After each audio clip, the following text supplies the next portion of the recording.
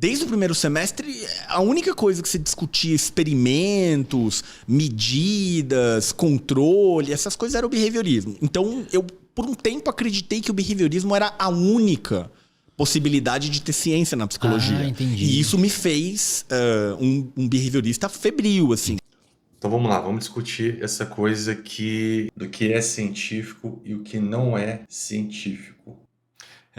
A ciência é pautada em métodos, em evidências, e quando a gente vai para o campo da psicologia, aparentemente a gente conseguiria enquadrar o sujeito dentro de comportamento, dentro de métodos, só que conforme a gente vai aprofundando esse campo psicológico, essa psique do sujeito, a gente se depara com essa subjetividade, né? E aí, dentro desse caminho, começam a surgir as incertezas, né? Onde a ciência ela não consegue dar conta. E quando a gente vê ele falar sobre o behaviorismo, essa questão comportamental, parece que a gente consegue enquadrar ela dentro de uma evidência, dentro de critérios, porque é como se pensássemos assim, né? O comportamento a gente observa, é como se a gente conseguisse colocar métricas, quantificar esse comportamento. Então, eu acho que é por isso que ele fala que dentro da psicologia, o behaviorismo ele surge assim como algo que se encaixa frente a esse método científico, como se fosse a única certeza,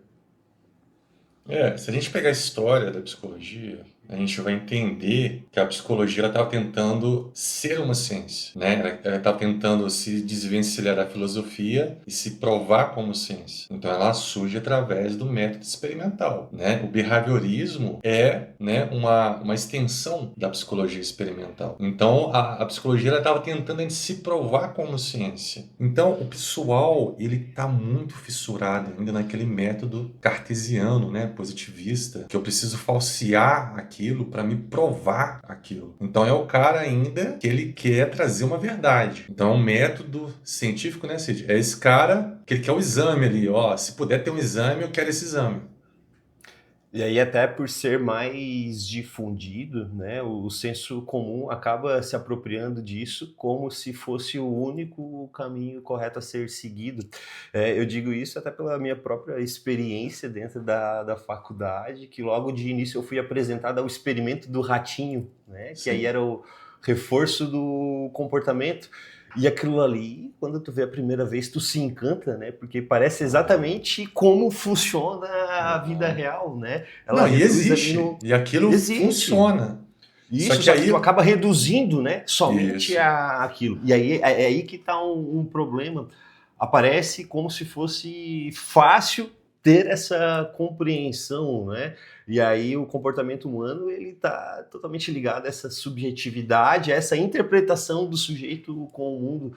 Por isso que fica difícil a gente enquadrar, né, somente dentro de uma perspectiva. Mas o bom do contexto que tu trouxe, né, é que foi o início. E aí, por ser início, é essa busca, né, de tentar trazer algo que vai ser de uma forma universal, né, um conhecimento onde se aplique para todo mundo. Então, é compreensível porque que acaba se entendendo de uma maneira mais prática também, né?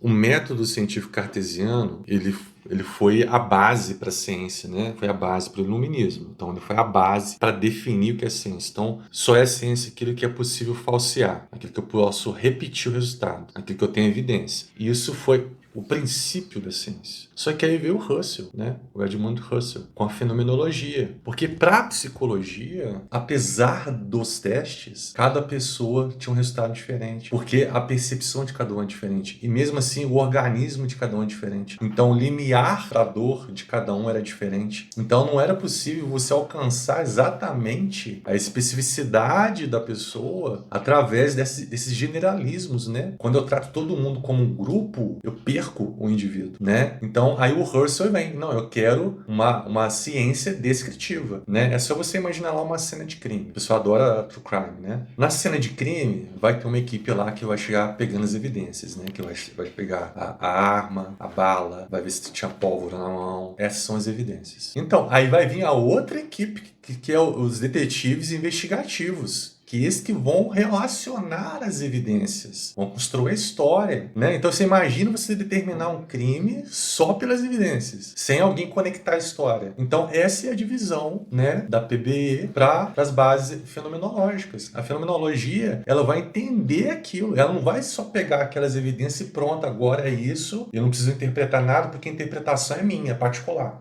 Então a interpretação eu não conto como ciência, porque não tem como eu provar ela. Então quer dizer que a investigação do delegado, dos detetives, investigadores, não é científico.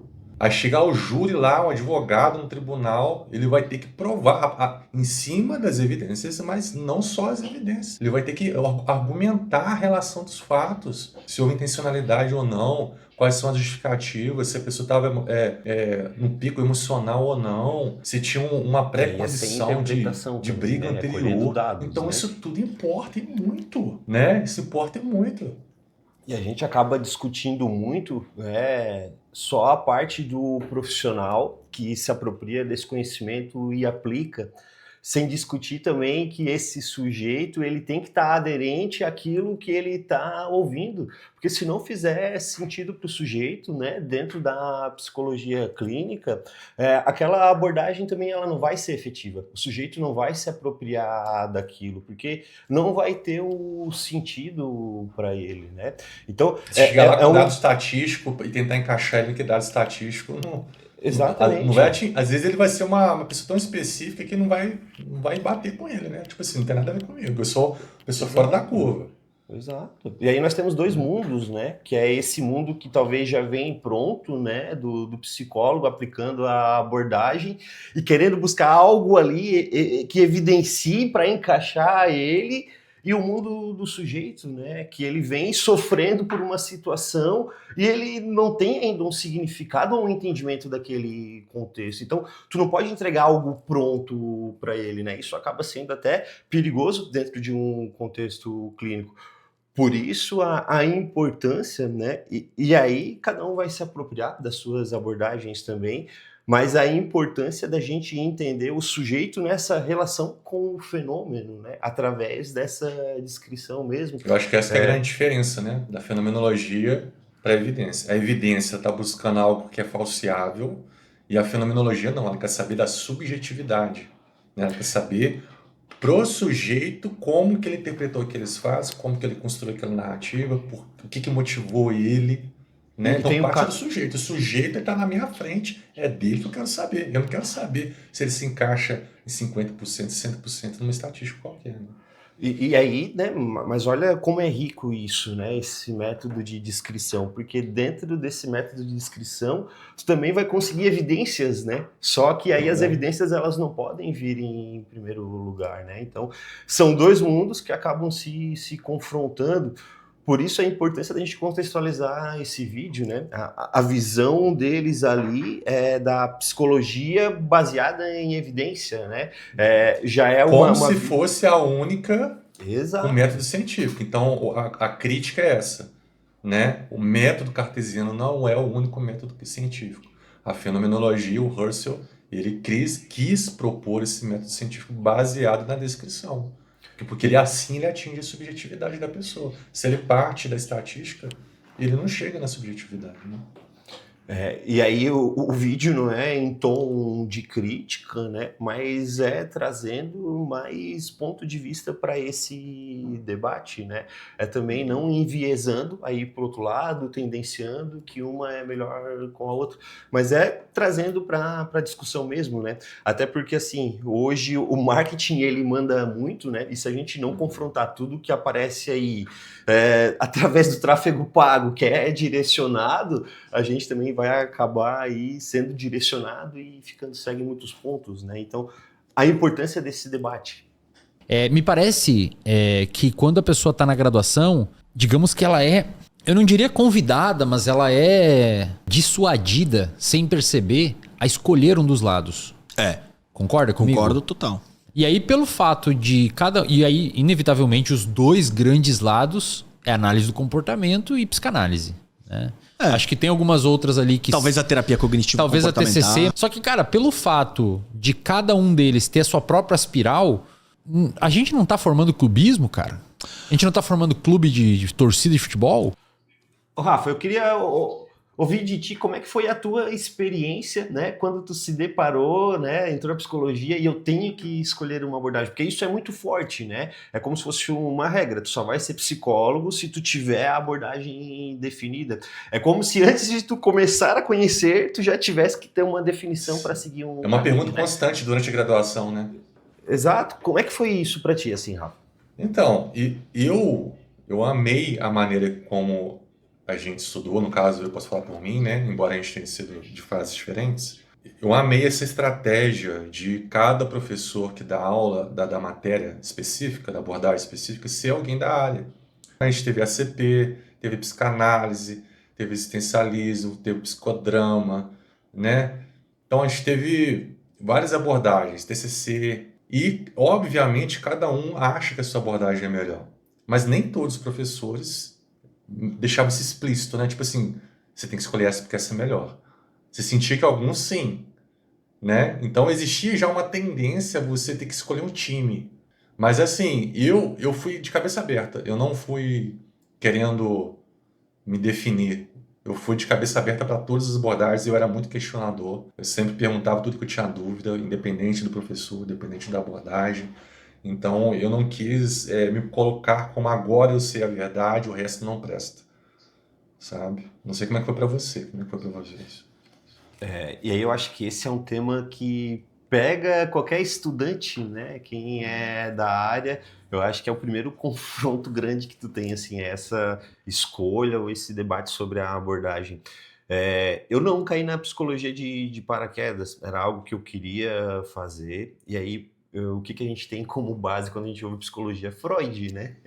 E aí eu fui entender um pouco sobre Freud, e o primeiro livro que eu comprei foi O Lado Oculto sobre o Freud. E ali foi a primeira aversão que eu tive com a psicanálise. Você já foi direto enfim. assim? Você já pegou o lado oculto de primeira? Já foi direto assim, né? A mediação, ela Na foi verdade, um pouco foi a primeira abrupta. crítica, né? Foi o amor para baixo. Eu fui direto ler a crítica e aí essa crítica fez muito sentido para mim. Porque aí falou da relação com o Charcot, né? E aí sobre a questão da hipnose também, o combinado que eles tinham lá atrás. E ali eu já moldei um pouco a minha visão, porque o que eu me confrontei? Pô, falam tanto de Freud, e aí, de repente, foi embasado nessa linha, né? Ele buscou aí algumas artimanhas para construir. Enfim, eu E baseado fiz essa muito na crítica. experiência própria dele também, né, Cid? Ele Exato. criou, ele tentou se E aí é o entender e precursor, criou uma né? teoria baseada... Não que outros... Todo mundo fez isso. Só que o dele parece que foi mais forte, vamos dizer assim, né? E assim, né, a gente tem que dar os méritos também, né? A gente não pode negligenciar o papel, né, que ele tem dentro da psicologia. Só que aí a abordagem não foi muito aderente com a minha visão de mundo, e quando eu entrei dentro da graduação, a que mais fez sentido naquele momento foi justamente a TCC. E sabe por quê, Rafa? Porque ela vem pronta. Se Sim. tu pegar um livro ali sobre a abordagem da TCC, ela já vem com o método para te aplicar, com as perguntas prontas, com os insights prontos. Então, eu via muito como uma seguridade, né? Em que sentido? Eu quero ajudar o sujeito. Então, se tem algo construído, ele direciona e ele traz resultado, é isso que eu quero aplicar. Então, o meu primeiro contato, ele foi justamente aí por algo que já está pronto, né? E ele é muito difundido, que essa TCC é a própria linguagem médica. Te dava uma né? resposta Parênteses segura, aqui, assim, né? Do que Exatamente. fazer, da entendimento. E ela vai numa linha onde as pessoas elas já têm uma aceitação também, né? Porque é a questão aí muito da área médica, né? A sintomatologia enquadra, tem um tratamento e resolve o problema. Não preciso me defender Só de que- nada, né? Já sou aceito pela área médica, já sou aceito pela Exato. ciência, então fica muito mais Exato. prático, né? Só que aqui, Rafa, eu acho que entra o ponto central sobre a questão das abordagens, né? Que é tu ter a aderência com aquilo que tu vai aplicar. De maneira geral, todas as abordagens buscam entender e compreender, né, o sujeito no mundo. Só que aí cada uma vai partir de uma perspectiva e de uma linha, né? Como, por exemplo, ali uma análise de comportamento ou uma análise aí muito mais subjetiva desse sujeito. Então, conforme vai passando a graduação, é algo que tu tem que ficar aberto e fazer esse movimento que tu fez. Ir questionando e absorvendo tudo.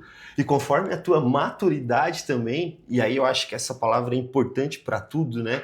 Conforme a tua maturidade frente ao processo, tu vai se encontrando. E aí a ideia é o seguinte, né? Por que é importante, no final das contas, tu ter uma linha de abordagem? Porque senão tu aplica uma salada mista, né? E aí qualquer situação do sujeito, tu começa Essa vai ser a próxima pergunta que a gente vai ter que responder. Para caminhos diferentes, né? Sim. Depois a gente vai ter que responder essa pergunta, né? O que é melhor, uma abordagem ou várias, né? Mas só para finalizar esse tópico aí do time, né? Essa guerra de abordagens, né? Essa guerra de abordagem, eu acho o seguinte, cara. Eu, particularmente, a gente já vai entrar a gente vai explicar então por que a gente pensa isso, porque um tópico está direcionado ao outro, né? Eu acho que todas as abordagens têm contribuições importantes. Esses dias mesmo eu estava lendo psicanálise. E óbvio, tem coisas assim que para mim não dá para... não encaixa para mim, sabe? Tipo assim, complexo de Édipo. Todo mundo passa por complexo de Édipo. Sabe? Eu acho que é forçado você determinar que todo mundo vai passar por isso. Eu acho meio forçado. Mas tem outros conceitos que são muito legais, cara. Sublimação, né? Que a pessoa, ela tá com um problema mal resolvido e ela encontra um caminho dentro daquilo que é possível, né? Então isso eu vejo isso. Isso é uma saída boa, né? Então o objetivo da psicanálise é a sublimação, é a pessoa encontrar uma via possível para algo que ela não encontrava que ela via. Então, pô, top isso, cara, adorei isso, né? Mas o que sabe o que é? Olha o reflexo disso, né, Rafa? A tua experiência enquanto um profissional, né? Porque tu consegue entender o conceito de outras abordagens, mas a tua leitura, né, que tu tem, ela continua a mesma e tu traz esse conceito para ser aplicado, né? E não é aplicar de qualquer jeito, mas é ter entendimento do que seria aplicável para o sujeito dentro do contexto dele, não trazer algo pronto e enquadrar o sujeito, né? Exatamente. Eu entendo o conceito da teoria, mas eu sei que esse conceito da teoria, ele é possível de aplicar na clínica. Eles falaram muita coisa nesse vídeo, né, gente? Então vocês assistam o vídeo lá. Eu estou pensando que várias coisas que a gente poderia falar, mas vai ficar muito longo. Mas só para fechar esse tópico, né, da abordagem, o que ele fala é o seguinte, que só tem 2 ou 3 abordagens que são mais ensinadas. E não é verdade. A fenomenológica existencial, ela é muito ensinada. Ela é muito difundida. E o pessoal nem toca no nome dela, porque eu não sei por qual motivo. Eu não sei se é um medo do pessoal descobrir, né? Entendeu? Porque, assim, foi a última a desenvolvida, né? É a mais atual, então, geralmente, a mais atual, ela passa ela critica as anteriores, né? Ela critica as anteriores e evolui, né? Então, tem até alguns teóricos da psicanálise mesmo que se afastaram de Freud exatamente por limitações, né? A psicologia experimental foi a primeira, nasceu lá. Então, assim, era um bebê, aí passou para o behaviorismo, depois TCC, depois análise do comportamento. Então, assim, ela teve várias evoluções, né? Então, assim, o pessoal está muito enraizado ainda a conceitos que já passou. Não estou dizendo que não tem nada de bom. Psicanálise tem muita coisa de bom, TCC, behaviorismo, só que cada um vai ter uma aplicação específica, tem mais pontual, né? Quando a gente trata ser humano, você tem que olhar para o ser humano, não é para um rato. Então, assim, a humanista ela já veio com foco em clínica. Eu quero saber quem é você, meu querido, que está na minha frente aqui. Eu não quero saber da estatística, eu não quero saber se é complexo de Édipo, se foi sua mãe, seu pai. Para você, me conta a tua história aqui. Vamos investigar a tua história. Chega você, sem nada na frente. Você e eu aqui, vem cá. Entendeu? Então, o humanista foi para esse lado, porque ela viu todas as limitações das outras abordagens. Agora, eu não estou falando que ela é melhor, né? Agora, o objetivo dela foi esse, né, Cid? Ela não quer fazer evidência, ela não quer encaixar o sujeito na teoria, não quer nada, ela quer, ó, vem cá, meu amigo, vamos conversar aqui, qual que é o seu problema? Eu te diria que ela não é a melhor, mas com certeza é uma das mais desconfortáveis de lidar, né? Uma das mais confortáveis de você trabalhar, inclusive, porque você tem que, o sujeito tem que começar a terapia contigo, pra você começar a entender ele. Você não tem, você partir do princípio que você sabe que tem um tratamento padrão ou outro. Não, você é um terapeuta que você está ouvindo o paciente. Então exige muita humildade, né, de você chegar, o paciente chegar na sua frente e você se posicionar como, por enquanto eu não sei de nada. Por enquanto eu vou te conhecer primeiro, eu vou te conhecer, eu vou entender a tua história, como você, o que te dói, o que não te dói, esses objetivos. Aí sim, você vai, né, ligando pontos, né, do método descritivo. Então ele traz o conhecimento para mim, não sou eu que trago o conhecimento para o paciente. Então exige muita humildade, né, tratar o ser humano como um ser humano mesmo, não como uma estatística, não como um rato, não como alguém que eu já sei que com certeza teve um complexo de Édipo. Não, eu não parto de nada. Cada um é cada um. Qual que é, na sua opinião, quais são, na sua opinião, as características de um psicólogo, tipo, do futuro, assim? Diversas competências, todas elas baseadas em ciência. Existem evidências da melhor forma de você fazer uma entrevista clínica. Então, dominar a psicopatologia, dominar a entrevista clínica, saber interpretar um questionário, de ferramentas de intervenção da terapia cognitivo-comportamental. Aí que tá, cara, qual que é o, entre aspas, o problema? Quando eu perguntei pro Kurt, ele falou lá que um profissional de excelência pra ele sabe pelo menos umas 5 ou 6 abordagens, digamos assim. Aham. Olha aqui. Então, o que acontece?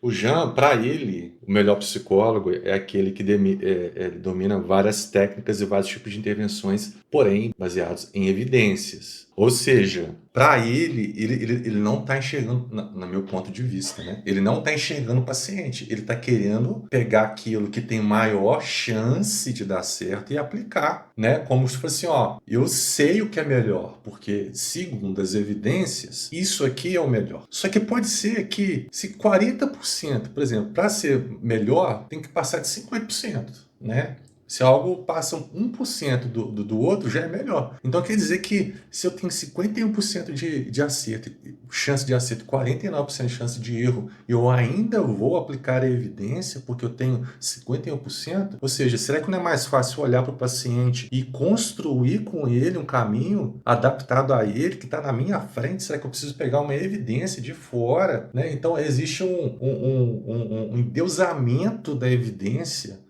Usa a evidência como um arcabouço de conhecimento, mas você não precisa só ficar caçando, elencando evidências para aplicar. Olha para o paciente. E aí depois, aí você pode já começar falando, seja, o que você acha que é o melhor psicólogo, o que ele, dentro do que ele falou aí, você pode mandar. Eu vejo, Rafa, que o que ele trouxe é muito um manual, né, de como fazer e vai ser assim e o resultado vai ser esse. E aí eu vou te dizer, isso se aplica muito para quem está iniciando, para quem ainda não tem uma experiência, né? Porque como a gente já conversou, isso traz uma seguridade, ele mostra um caminho. Só que aí tem um grande problema, né? E aí trazendo a minha experiência no meu primeiro atendimento, quando eu fui fazer estágio clínico. Eu estruturei a sessão inteira, eu botei todas as perguntas possíveis, como eu ia direcionar esse sujeito, uma anamnese top. E aí na primeira pergunta o sujeito já me desconstruiu. E ali naquele Fica momento perdidinho, já foi um tapa logo na primeira, né? E ali eu me coloquei em questão. O quanto que muitas vezes a gente tem que se colocar, né, de igual para igual com esse sujeito que chega para criar o vínculo para depois tu começar a aplicar de fato a abordagem, né? Então as características aí para um bom psicoterapeuta, ele vai muito além de só a abordagem. Ela é fundamental, ela te direciona, né, para te não ficar perdido. Mas esse contato com o humano, né, que muitas vezes a gente aí quer encapsular, a gente quer deixar, né, moldado, e não funciona assim. Até porque o sujeito ele vai vir com as crenças dele e ele vai ter que estar aberto àquilo que tu vai estar trazendo também. Então, é esse confronto com esses dois mundos, né? Por isso que essa abordagem, ela não pode ser ali algo que o paciente ele vai ser enquadrado, ou que o profissional ele vai engessar o sujeito na história dele, né? Então tem que ter uma flexibilidade para estar aí usando os métodos. Como tu trouxe, Rafa, não é o conceito da outra abordagem, mas é como tu vai aplicar esse conceito que vai fazer sentido para esse sujeito dentro da tua E visão você de acha mundo, que que ele aí tem que ter entra. uma abordagem, mais de uma abordagem? Como é que você enxerga isso? Tem que ter uma abordagem de direcionamento, só que tu não pode fechar o sujeito dentro dessa abordagem, né? Vamos lá, de uma forma grossa. Quando o sujeito ele tem alguma fobia, ele, dentro da TCC, ela consegue abranger muito isso de uma forma bem prática, um conceito que faça ele entender o que é essa fobia. E aí não é que eu trago isso dentro da TCC e aplico com o sujeito tendo uma outra abordagem, mas eu entendo como que eu posso ter um tato para fazer esse sujeito Você entender de uma busca o maneira mais fácil. conhecimento, né? O que você tem de conhecimento Exato, que pode me ajudar aqui, né? Independente exato. da abordagem, né? Até porque a ideia é essa do terapeuta, né? É trazer a história junto com ele ali e trazer junto com ele uma escolha, né? Gerenciar junto com ele esses caminhos, porque senão, hoje em dia, eu vou aí no chat GPT, eu falo, eu tenho problema com tal, e me mostre na prática o que eu posso fazer. Então, por isso a importância desse tato aí do terapeuta, né? Ele precisa se colocar de igual para igual, ter esse vínculo para aí sim depois aplicar essa abordagem, né? Mas não reduzir o sujeito ao conceito. Então é um processo, por isso que eu falei da tua experiência, porque o próprio olhar ele vai se moldando, ele é diferente de quando a gente inicia. A gente vem muito engessado, e não é porque a gente quer fazer dessa maneira, porque tem que ser dessa maneira, mas é porque o conhecimento ele é direcionado muito para isso. E a experiência na prática vai te abrindo esse horizonte, né? Então, para você que é estudante aí, você que está pensando em entrar na área da psicologia, é algo que vai ter, a abordagem é algo que vai ter muito a ver com aquilo que você acredita, com a sua visão de mundo. Então, esteja aberto a ouvir, a estudar principalmente, né? Não é criar do nada, mas é ter insight sobre uma visão de mundo, de como aplicar para esse sujeito. E aí, assim, olha a importância da gente ir se apropriando do contexto histórico, né, dessas mudanças que vão acontecendo, desse avanço tecnológico, que a gente não Da pode ficar... neurociência, né? Da nova os celulares, na internet. Então, assim, não tem como Exato, se pegar um teórico lá de 1800 e encaixar para ele para esse momento nu e cru, né? As ferramentas de pesquisa eram outras, o conhecimento que a exato. gente tinha sobre o cérebro era outro, o conhecimento da importância do ambiente, né, para a gente, a epigenética, né, que, ou seja, a gente consegue alterar, né, de certa forma, nossos genes através de como a gente lida com o ambiente. Então, isso tudo não tinha, esse cara não tinha conhecimento disso, né? Então, assim, mas quando você parte de um princípio que você está lidando com outro ser humano, independente da sua abordagem, você está certo. Independente se está certo, porque você está lidando com outro ser humano e você é um ser humano. Então você é limitado, você não vai ser o dono da verdade, por mais que você estude.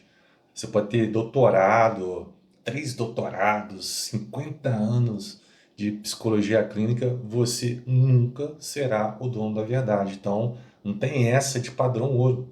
Padrão ouro é uma estatística do que tem maior acerto. 40% da população brasileira, que vai dar mais de 100 milhões de pessoas. Aquele padrão ouro não funcionar, pô, para de chamar de padrão ouro, pô. Então quer dizer, 40 pessoas não se adequam à técnica que você falou que é melhor. Então as pessoas que não se adequam à técnica, não faz sentido, é você que tem que se adequar ao paciente. Não é Mas, o paciente se adequar à técnica, né? Então, só para responder, é esse complemento, Cid.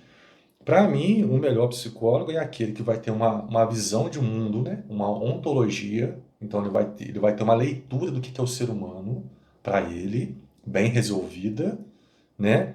E a partir disso, provavelmente, ele vai ter uma abordagem principal, mas ele que não se feche. Aí eu vou junto com o Cid, que não se feche na abordagem. Se na psicanálise ela consegue criar conceitos que na minha abordagem não tem, que vai me ajudar, né? Tipo, sublimação é um conceito que eu acho excelente. Eu não sei se tem um conceito parecido, né, no existencialismo. Então, Carl Rogers vai ter um conceito, Sartre vai ter outro, Maslow vai ter outro. Para mim, o conceito é para mim entender o que ele quer dizer, mas para o paciente o que importa é se aquilo vai ser efetivo. Para ele não importa o nome do conceito da técnica. Isso é clubismo de palestrante, né? Por assim, eu sei o conceito, eu sei definir o conceito, né? Isso daí é coisa de acadêmico, doutorado, aquela coisa de quem sabe mais, quem leu mais, quem decorou mais. Para a clínica, isso não interfere. O que interfere é se você tem condições de ajudar seu paciente. E aí a gente está falando, né, repito, dentro da abordagem aí do psicólogo, mas tem a questão e a subjetividade da pessoa de talvez ela não estar pronto também para aquele momento da terapia. E aí não importa a abordagem, não importa o tato que tu vai ter, porque simplesmente não é o tempo da pessoa. E aí é algo que eu trabalho muito no primeiro contato, porque o que acontece? Ah, eu quero marcar a terapia para o meu marido. E aí eu vou conversar com o marido não sabe porque tá ali, ele acha que psicólogo de nada, não quer. É pra louco, ele não quer fazer um processo de terapia, ele tá ali só porque a mulher dele vai encher o saco dele, e aí em vez de ajudar, vai complicar ainda mais essa dinâmica, né? Então é uma via aí que tu se confronta com o outro mundo, né? Que aí é o paciente no outro lado também. É isso. Então tá, pessoal, deixa aqui pra gente nos comentários o que vocês pensam a respeito, o que vocês acham que é o melhor psicólogo, se é uma abordagem só, se são várias abordagens, se tem uma principal, se vocês concordam que ciência não é só ciência positivista, né? Complementa pra gente aqui, né, a opinião de vocês, se na faculdade de vocês também é ensinado só uma abordagem, ou se tem variações, né? Vamos bater um papo aqui embaixo. Até o próximo vídeo. Até mais, pessoal! Valeu.